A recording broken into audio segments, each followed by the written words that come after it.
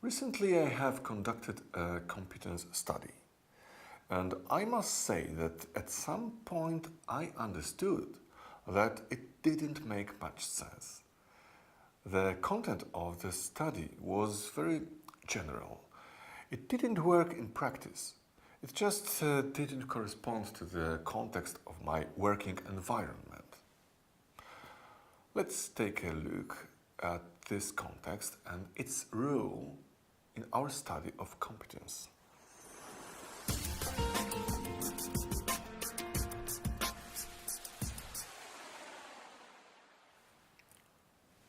The context, defined as organizational reality, differs depending on the area of activity. Competencies manifest themselves differently in production companies than they do, for example, in higher education institutions. However, in both cases, the same competencies exist. For example, organization of work. Still, it's worth nothing that this competence would be used differently in a production company than it would in higher education institution. In a production company, organizing one's work depends on, among others, planning and delivering the production plan, split into daily, weekly, quarterly or shift objectives, and a fast response to any deviations from the production plan, breakdowns, additional orders, etc. In the case of the higher education institution, organizing one's work may entail defining smart objectives, analysis, scheduling, and achieving goals.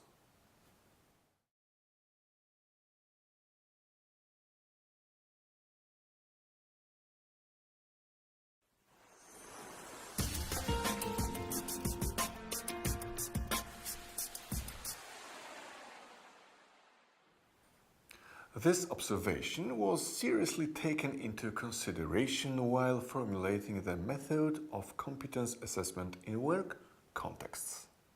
In this method, we propose taking one or more steps in comparison to many other classic approaches. However, we start at the same point. Competencies have their definitions and have their components, aspects, which also have their own definitions. The aspects are the basis for preparing descriptions or situations which we call cases.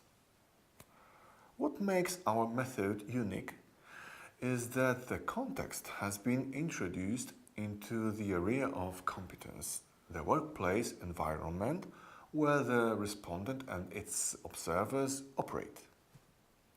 The context is reflected in the method of competence assessment in work contexts at the situation description level. While the definitions of competences and aspects are constant and fixed, the context also affects a set of desired competencies in a given organization if, for example, this organization has no sales functions. Competencies such as telephone sales,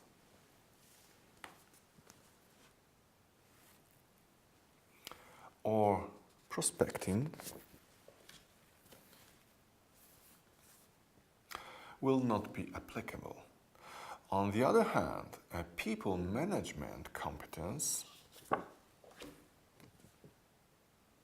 will be applicable in every organization regardless of the area of activity as long as there is a supervisor and a subordinate. Therefore, choosing the correct context to study affects both the set of competencies which are important.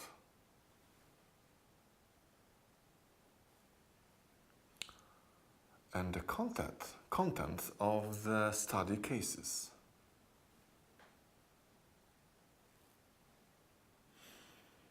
In other words, if Adam examines the people management competence, he will receive a set of cases, descriptions of situations to be solved.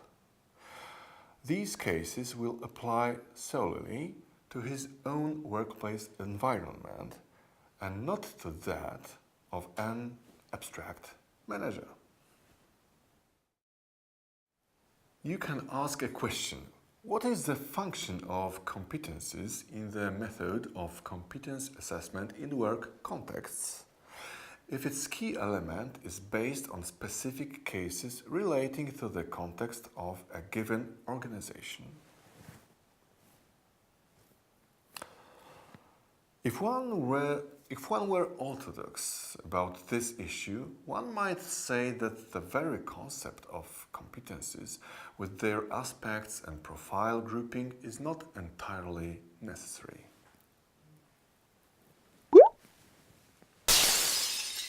We could do without this middle layer which sorts out the cases according to a specific key. Such a statement is justified because it is the situation descriptions which are the vehicles for the study, as well as the vehicle for the information to be passed on to the responded by the organization.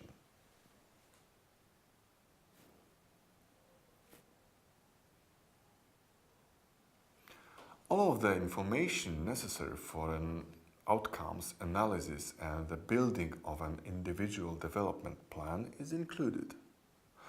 We can imagine that the report would be only give information about the correctly solved cases from the organization's point of view, and not those which were solved incorrectly. Completing this information with the comments helping to understand the organization's expectancy may be sufficient feedback in stating the way cases are solved.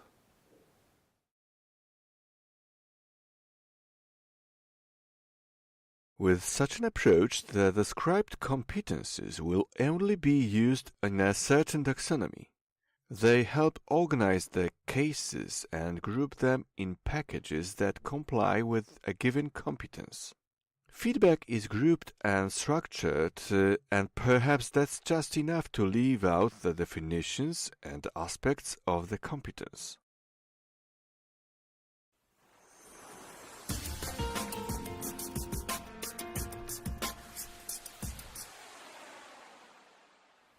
Time for a summary.